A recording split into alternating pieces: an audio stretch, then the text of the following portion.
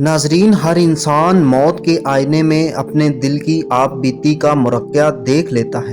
اگر اس نے اپنی زندگی میں حسد، نفاق، ریا اور برائی کے ساتھ عہد و مودت استوا رکھا تو موت یہی تحائف اس کے سامنے لا کر رکھ دیتی ہے۔ اگر اس نے محبت، خلوص، خدمت اور دیانت کو شمع حیات بنایا تو موت انہیں انوار کا گلدستہ بنا دیتی ہے اور اس کی نظر کر دیتی ہے۔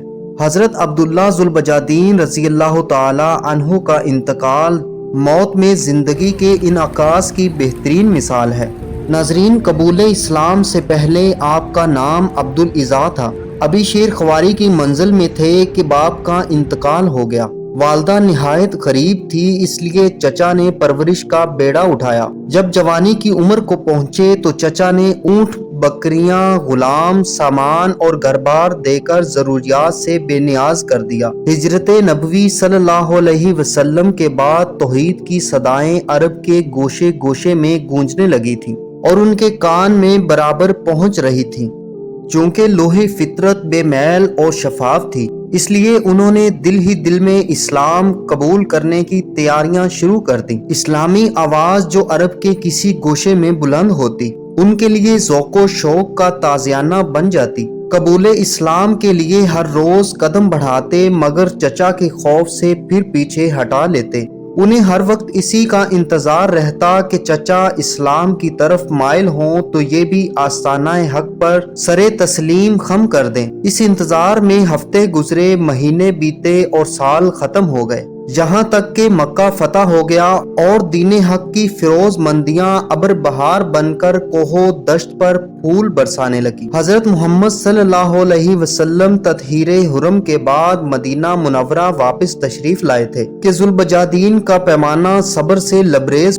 آپ چچا کی خدمت میں حاضر ہوئے اور کہا، چچا محترم، میں کئی برس سے آپ کے اسلام قبول کرنے کی راہ تک رہا ہوں، مگر آپ کا حال وہی ہے جو پہلے تھا۔ اب میں اپنی عمر سے زیادہ اعتماد نہیں کر سکتا، مجھے اجازت دیجیے کہ آستانہ اسلام پر سر رکھ دوں۔ ذوالبجادین کو جس بات کا خطرہ تھا وہی پیش آ گئی۔ ادھر قبول اسلام کا لفظ ان کے منہ سے نکلا، ادھر چچا آپے سے باہر ہو گیا اور کہنے لگا، اگر تم اسلام قبول کرو گے تو میں اپنا ہر سامان تم سے واپس لے لوں گا، تمہارے جسم سے چادر اتار لوں گا، تمہاری کمر سے تہبند چھین لوں گا، تم اپنی دنیا سے بالکل تہے دست کر دیے جاؤ گے اور ایسے حالات میں یہاں سے نکلو گے کہ تمہارے جسم پر کپڑے کا ایک تار بھی باقی نہیں ہوگا۔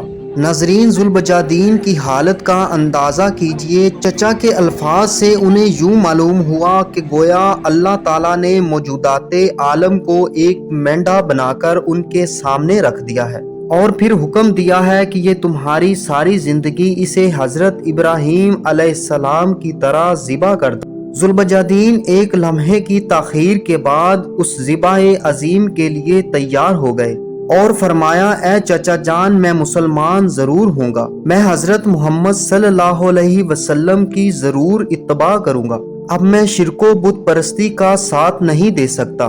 آپ کا زر و مال آپ کے لیے مبارک اور میرا اسلام میرے لیے مبارک۔ تھوڑے دنوں بعد موت ان چیزوں کو مجھ سے چھڑا دے گی، پھر یہ کیا برا ہے اگر میں آج خود ہی انہیں چھوڑ دوں۔ آپ اپنا سب مال و اسباب سنبھال لیں، میں اس کے لیے دین حق کو قربان نہیں کر سکتا۔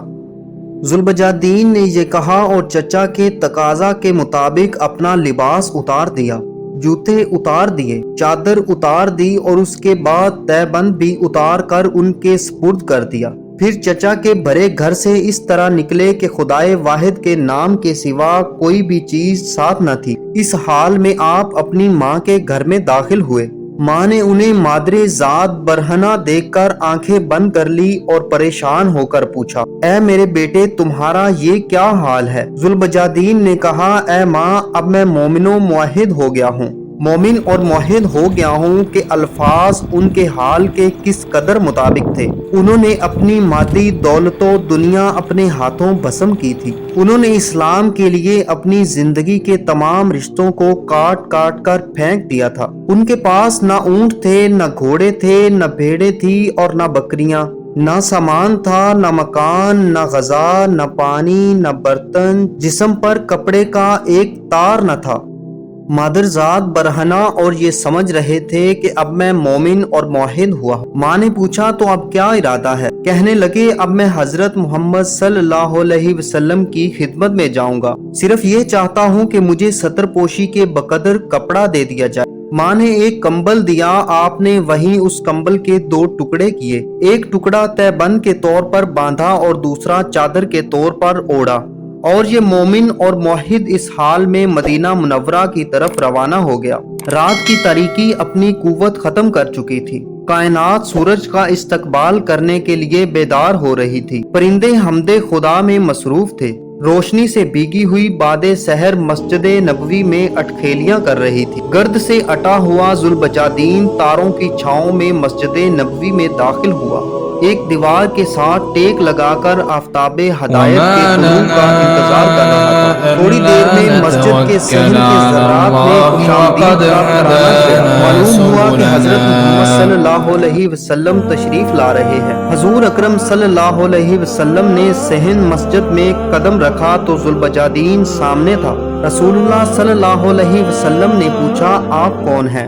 ذوالبجادین نے عرض کیا میں ایک فقیر اور مسافر ہوں، عاشق جمال اور طالب دیدار ہوں، میرا نام عبدالعزا ہے۔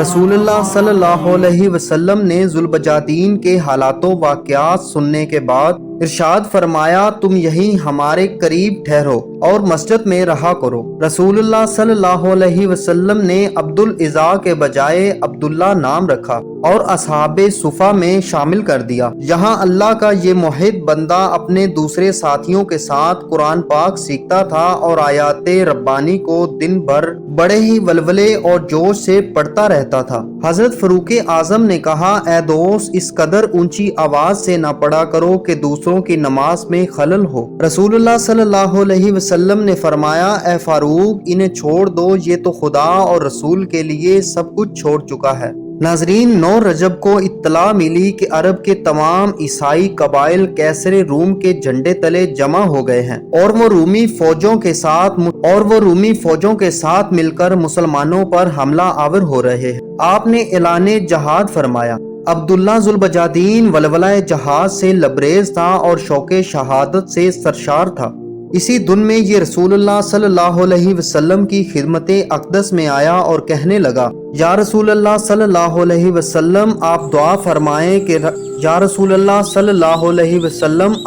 فرمائیں کہ میں راہ خدا میں شہید ہو جاؤں۔ تو رسول اللہ صلی اللہ علیہ وسلم نے فرمایا تم کسی درخت کا چھلکا توڑ لاؤ۔ حضرت عبداللہ درخت کا چھلکا لے کر خوشی خوشی حاضر خدمت ہوئے۔ حضور نے چھلکا لیا اور اسے عبداللہ رضی اللہ تعالی عنہ کے بازو پر باندھ دیا اور زبان مبارک سے فرمایا خداوند میں کفار پر عبداللہ کا خون حرام کرتا ہوں۔ حضرت عبداللہ رضی اللہ تعالی عنہ ارشاد نبوی صلی اللہ علیہ وسلم پر کچھ حیران سے رہ گئے اور کہنے لگے یا رسول اللہ صلی اللہ علیہ وسلم میں تو شہادت کا آرزو مند تھا۔ حضور پاک صلی اللہ علیہ وسلم نے فرمایا جب تم راہ خدا میں نکل پڑے پھر اگر بخار سے بھی مر جاؤ تو تم شہید ہو۔ ناظرین اسلامی فوج تبوک پہنچی تھی کہ حضرت عبداللہ رضی اللہ تعالی عنہ کو سچ مچ بخار آ گیا۔ یہی بخار ان کے لیے پیغام شہادت تھا۔